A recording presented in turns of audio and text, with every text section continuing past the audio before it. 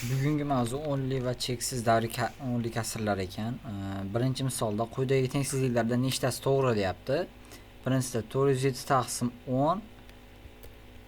Bularni 10 ga bo'lganda 7, 40,7. Virguldan keyin nechta son bo'lsa, bitta ham 3-nol bo'lishi kerak. Bitta 0. Virguldan keyin bitta son. Bu to'g'ri. Ikkinchisi endi 41ni 10 mingga bo'lyapti. Xo'sh, 4 ta 0 bor, bitta virguldan keyin 3 ta son kelyapti. Bu xato. Uchinchisida 613 613 ni 100 ga bo'lyapti. Virgul 2 ta 0 bor 100 da. Virguldan keyin ham 2 ta son kelyapti. Bu ham to'g'ri. Endi 207 ni 10 ga bo'lyapti. 10 da bitta 0 bor. Virguldan keyin 2 ta son kelyapti. Bu xato. Beshinchisida ham 41327 ni 1000 ga bo'lyapti. Virguldan keyin 2 ta son kelyapti. Bitta 3 ta 0. Bu ham xato. To'g'ri javoblar 2 ta. Javobda berilgan ekan. Ikkinchi misolda 13 taqsim 40 sonini 10 lik kasr ko'rinishida yozing deyapti. Buni 13 taqsim 4 ko'paygan 10 qo'ysak, birinchi 4 ga keyin 10 ga bo'lib qo'yamiz. 13 ni 4 ga bo'ladigan bo'lsak, xo'sh, bitta 0 olib beramiz betga, bitta 0 qo'yamiz. Yo'q, bunisini 0 olib bermaymiz. 3 bo'ladi. 12. Bittan 1 tushadi. Bitta 0 olib bersak, bitta virgul qo'yiladi. Bitta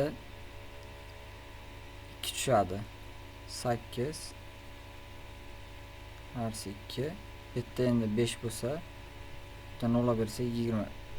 3,25. 13 ni 4 ga bo'lganmiz. Endi buni 10 ga bo'lsak 0,325. 0,325 S javobda berilgan ekan. Uchinchi misolda 0,1000 dan 0,43 da bo'ling 0,100 dan 1 ga. Buni 43 taqsim 1000 qilib olamiz.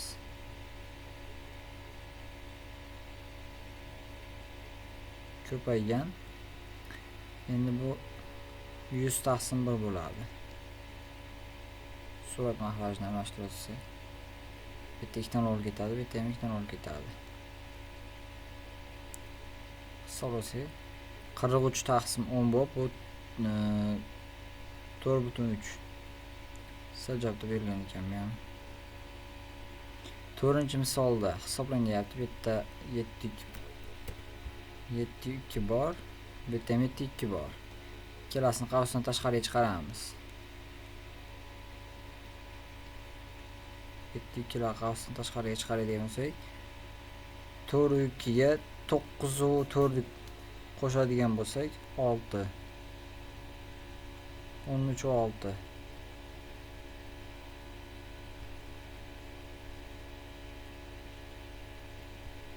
Bitta ko'paytirish yozib qo'yamiz. Plyusdan 13 va 6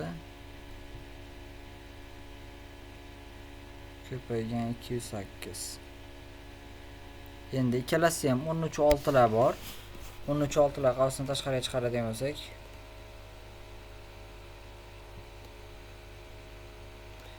7 2 ga qo'shamiz 208 ni. Qo'shadigan bo'lsak 10. 13 va 6 ga 10 ni ko'paytiradigan bo'lsak 136. S javobda berilgan ekan. 5-chi misolda ham shu hisoblang deyapti. Qo'shadigan bo'lsak bu ikkalasini 6 3 va 1. Ayring deyapti 0,021 dan. Hisoblaydigan bo'lsak bu ikkalasini ayirib 1,339. Javobni berilgan ekan. 6-misolda 1,112 soni quyidagilardan qaysi biriga teng deyapti. Bu 112 taqsim 100 qoladigan bo'lsa,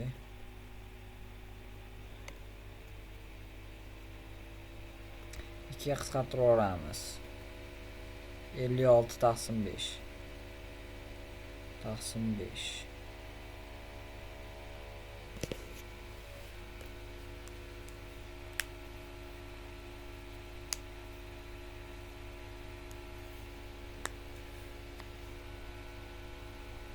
Taqsim 100 qilib olamiz. Xato qilib qo'yibman.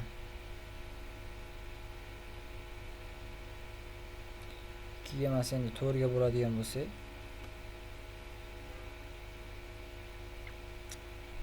28 taqsim 25.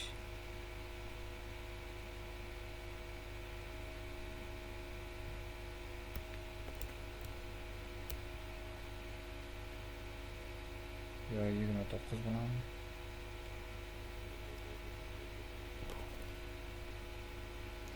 bu degani 1,3 taqsim 5. 25. 3 taqsim 25. D javobga to'g'ri kelyapti.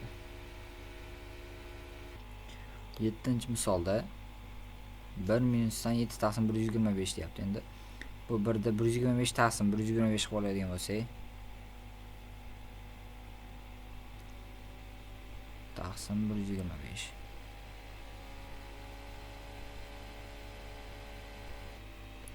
Minusdan 7 taqsim 125.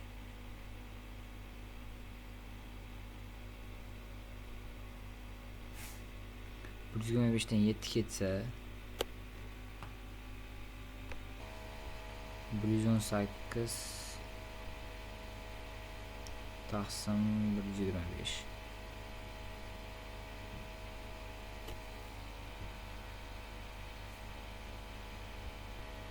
Buni hisoblaydigan bo'lsak 0,944 ga teng bo'lyapti.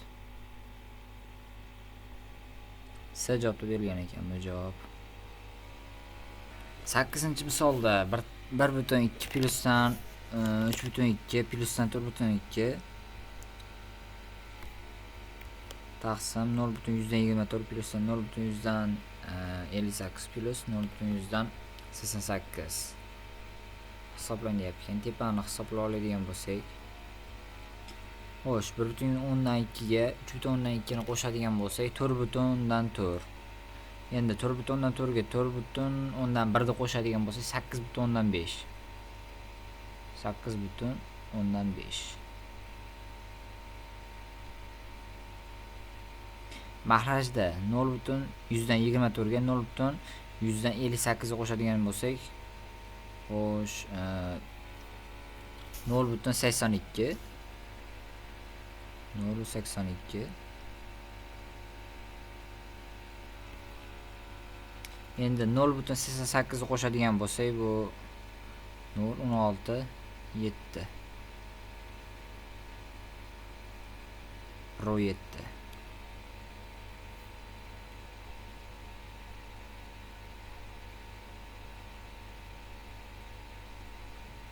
Xo'sh, bular ikkalasini ham o'nlar yo'qib ketadi. 85 taqsim 17 bo'lib qoladi. Hisoblaydigan bo'lsak.